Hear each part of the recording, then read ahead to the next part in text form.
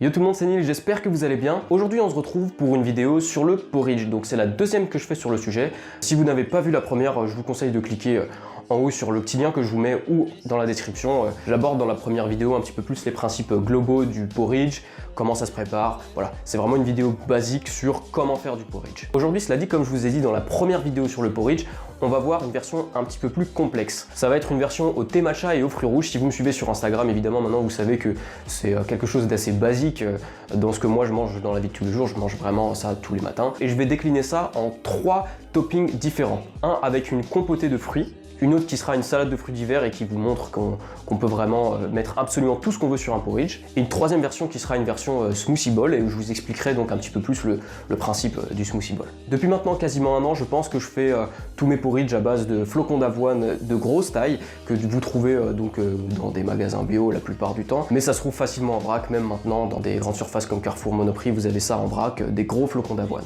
Et donc pourquoi des gros flocons d'avoine et pas des petits flocons d'avoine comme dans la dernière vidéo sur le porridge? Et ben tout dépend de ce que vous voulez faire. Les petits flocons d'avoine seront un peu plus rapides à cuire, c'est vrai, mais les gros flocons d'avoine ont d'autres avantages, en l'occurrence le fait d'être plus entier, et donc votre corps va mettre un petit peu plus de temps à absorber l'énergie des flocons d'avoine, et donc logiquement ça va vous donner de l'énergie sur plus de temps. Si vous voulez un petit peu plus de détails, j'ai écrit un article sur le porridge sur mon blog et qui reprend un petit peu plus l'aspect nutritionnel. Vous pouvez voir défiler ici, je vous ai mis le lien dans la description. Donc voilà, si vous voulez un petit peu plus de détails sur la composition de l'avoine, pourquoi c'est une très bonne chose, je vous laisserai aller regarder cet article après la vidéo. Je sais que pour moi, j'utilise à peu près 150-160 grammes de flocons d'avoine par dose de porridge, ce qui revient à peu près à une demi-tasse d'avoine pour une portion. Je fais à chaque fois 3 portions parce que j'ai un petit peu la flemme de cuire du porridge tous les matins. C'est beaucoup plus rapide de le réchauffer au micro-ondes pendant 2 minutes, d'autant plus que les gros flocons d'avoine mettent un tout petit peu plus de temps à cuire. Ensuite, on rajoute environ une cuillère à café et demi, ça va dépendre de vos goûts, de thé matcha. Je vous ai mis en description le lien du thé matcha que moi j'achète.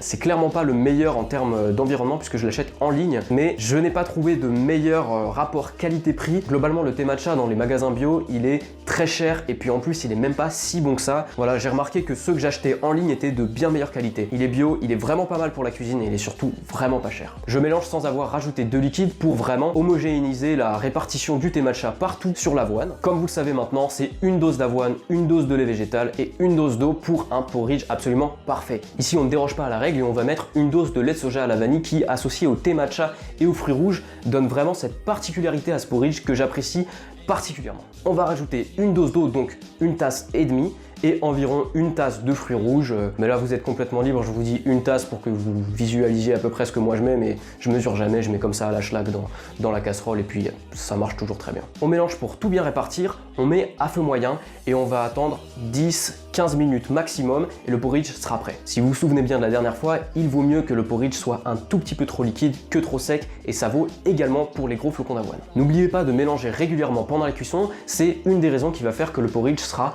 plus fondant et moins sec comme du pudding. Et en parlant de pudding, cette version particulière, si vous faites ça non pas avec des fruits rouges classiques mais par exemple avec des cerises, c'est vraiment super. Vous faites cuire plus que pour du porridge classique, vous le mettez dans un tupperware en verre, vous l'aplanissez vraiment, vous le mettez au frigo et ça peut faire une sorte de pudding que je trouve vraiment très bonne. Et voilà, globalement c'est tout. Au bout de 10-15 minutes, votre porridge est prêt. Je vous ai fait ici 3 versions différentes comme je vous l'ai dit en introduction. Une version salade de fruits. Dans cette salade, j'ai mis un petit peu de tout, de la pomme, des fraises, de la grenade, de la pêche, un kiwi et un petit peu de menthe fraîche ciselée. Évidemment, je vous conseille de mettre, si vous avez accès à des baies fraîches, vraiment toutes les baies fraîches qui vous tombent sous la main, c'est vraiment magnifique pour ce porridge. Ça s'accorde parfaitement avec la vanille et le thé matcha. Pour la salade de fruits, globalement, je mets 2, 3, 4 sortes de fruits maximum que je mets directement dans mon assiette et que je mélange pas forcément. Là, je l'ai mélangé avant pour vous montrer, pour faire une salade de fruits un petit peu plus élaborée, un petit peu plus complète et pour répartir un petit peu plus ce goût de menthe sur tous les fruits. Mais voilà, vous prenez pas la tête, vous mettez vos fruits sur votre porridge et puis ce sera absolument parfait. En deuxième topping, j'ai décidé de faire un smoothie bowl.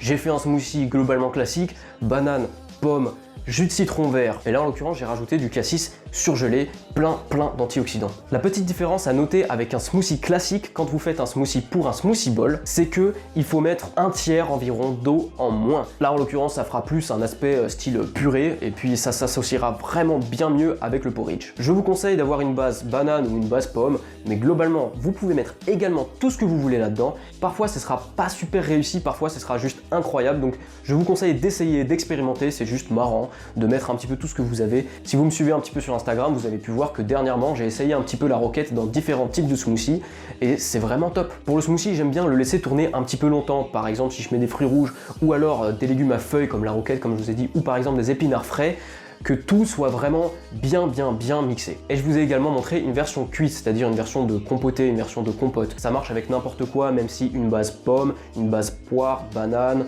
ou une base coin. La compote de coin, ça peut être vraiment super sur un porridge. Le seul petit problème, c'est que faire une compotée prend un peu plus de temps, donc je réserverai ça pour des jours où vous avez un petit peu plus de temps devant vous pour préparer votre petit déjeuner. Toute la liste des ingrédients, comme d'habitude, est en description. Pour la compotée, c'est assez simple. Je mets à peu près la même dose de poire, de pommes et de fruits rouges et je rajoute un tout petit peu de sucre ou de sirop d'agave ou de sirop d'érable, mais vraiment un tout petit peu. Vous avez vraiment pas besoin d'en mettre beaucoup, c'est vraiment juste pour casser cette acidité des fruits rouges, mais si vous avez le temps, vous pouvez même tout simplement ne pas en rajouter et juste faire cuire ça très lentement et ça aura exactement le même effet. Ça va extraire plus de sucre des pommes et des poires et ça va rendre le tout un petit peu moins acide.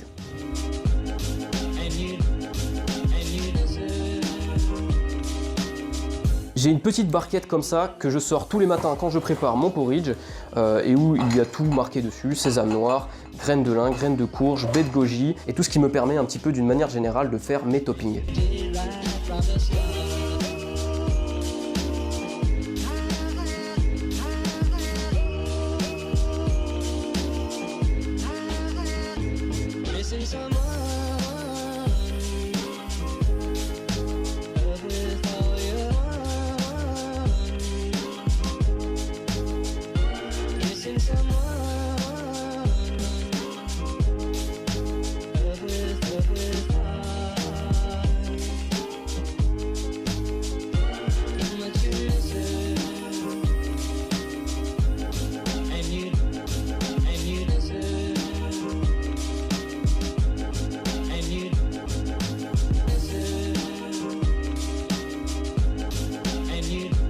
C'est tout pour cette petite vidéo, j'espère qu'elle vous a plu. Ça fait très longtemps que je veux la faire parce que j'adore faire des petits déjeuners, j'adore faire des porridge. Vous me suivez sur Instagram maintenant, j'espère.